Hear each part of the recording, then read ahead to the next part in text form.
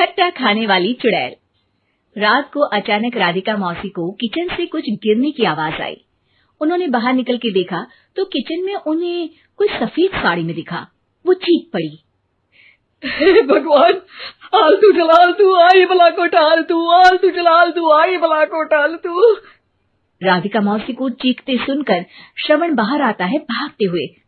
अरे माँ, क्या हुआ? क्या देख लिया? दादी माँ आ गई क्या सपने में? अरे बेटा, रसोड़े में देख तो कौन है? श्रवण रसोड़े में झांक कर देखता है और उसे कोई नहीं दिखता अंदर। अब रसोड़े में तो कोई नहीं है माँ। कोई सफेद साड़ी में नहीं है क्या? नहीं माँ, कोई भी नहीं है। चिल्लम चिल्ली की आवाज सुनकर काजल भी वहां आ जाती है। अब क्या हो गया माँ जी? अरे बेटा, रसोड़े में एक चुड़ैल थी सफेद साड़ी में। अरे क्या कर रही थी वो अंदर? अरे बताया नहीं, कल आएगी ना तो पूछ लूंगी। चुड़ैल जी, आपका क्या प्लान है? माँ जी, रात बहुत हो गई है, आपने कोई बुरा सपना देखा होगा, चलिए सो जाइए। राधिका मौसी सोने तो चली जाती है पर उनको रात भर नींद ही नहीं आती। वो कुछ भी उलझुल बातें सोचने लगती है। कहीं चुड़ैल की वजह से तो घर में टेंशन नहीं हो रहा, कहीं उसी की वजह से तो वो दादी नहीं बन पा रही। सुबह जब राधिका मौसी रसोड़े में छानबीन करती है तो पाती है कि नींबू का अचार गायब है। चुड़ैल नींबू का अचार ले गई, मुझे तो ठीक नहीं लग रहा कुछ। चुड़ैल को भी पता है कि जिंदगी का असली मजा तो खट्टे में ही है। राधिका मौसी झट से श्रवण को फोन कर देती है। बेटा, मुझे समस्या समझ में आ गई है, हमें एक तांत्रिक की जरूरत है।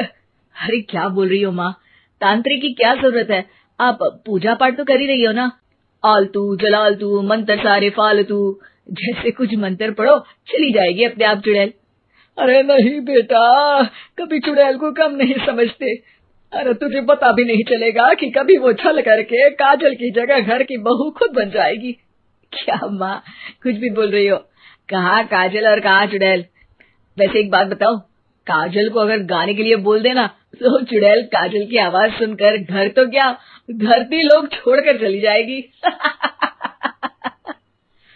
तुम ना पढ़े लिखे बच्चे हर चीज को मजाक समझते हो। तुम रहने दो, मैं खुद ही तांत्रिक को बुला लेती हूँ। अच्छा सुन, शाम को इमली लेके आना। क्या है कि चटनी खाए बहुत दिन हो गए है ना। नहीं माँ, इमली तांत्रिक से ही मंगवा लो ना, आटा वगैरह भी उसी से पिसवा लेना। देखो मुझे काम करना है।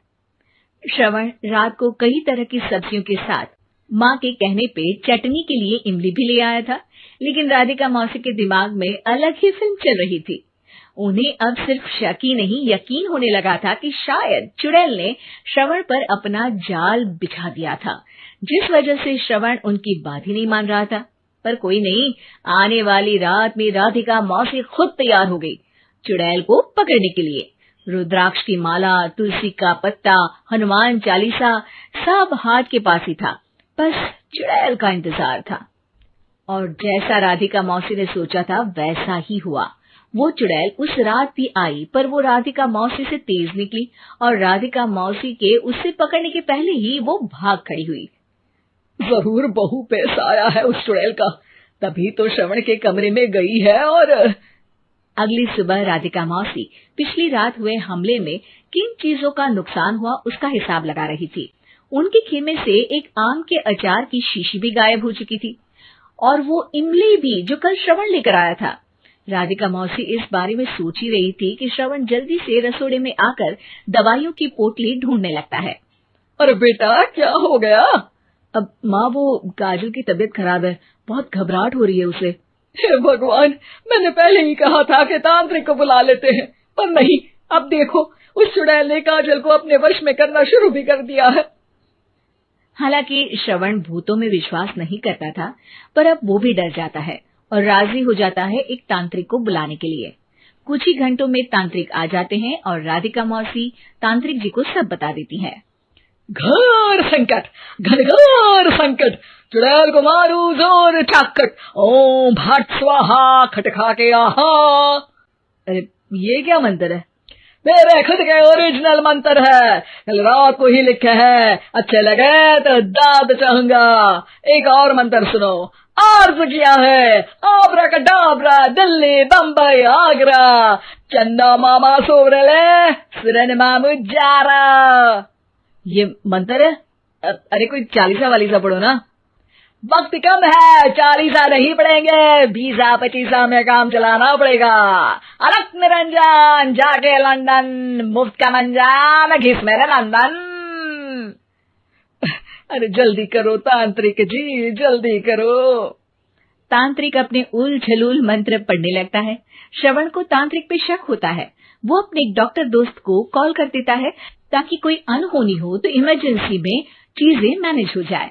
तांत्रिक धुनी रमाता है, जिसकी वजह से कमरे में काफी धुआं हो जाता है और जिसकी वजह से बहू की घबराहट बढ़ जाती है। अब भागेगी चुड़ैल। हाँ। बहू खांसते हुए धुएं से बचने के लिए बाहर चली जाती है। अरे भाग रही है, भाग रही है। पीछे पीछे श्रवण भी जाता है। बहू एक सोफे पर बैठ जाती है। तभी डॉक्टर दोस्त आ जाते हैं और श्रवण को पानी लाने के लिए कहते हैं। थोड़े चेकअप के बाद डॉक्टर कहते हैं, मेरे हिसाब से जाप का काम पूरा हो गया है। क्या मतलब? अरे कुछ भी नहीं माँ, कोई चुड़ैल नहीं है, खुशखबरी है, अब दादी बनने वाली है। मगर वो सब अचार के डब्बे। श्रवण दोनों अचार के डब्बे अपनी माँ को दिखाता है, जो कि उनके बिस्तर के नीचे छुपे हुए थे। आपने सही बोला था माँ, वो चुड़ैल काजल ही थी जो खट्टा खा रही थी। हमें कल ही पता चला, पर हमने आपको ये तांत्रिक वाला काम करने दिया ताकि आपको भरोसा हो जाए कि भूत वगैरह कुछ होता ही नहीं। अच्छा अच्छा, ये तो बड़ी खुशी की बात है। पर बेटा मुझे एक झाड़ू तो ला दे। क्यों माँ? ये तांत्रिक का भूत उतारती हूँ मैं। अब तांत्रिक राधा मौसी के डर से घर से भाग निकलता है और राधा मौसी उसके पीछे भागती है। अरे संकट ये घनघोर है, तांत्रिक मुआ चोर है।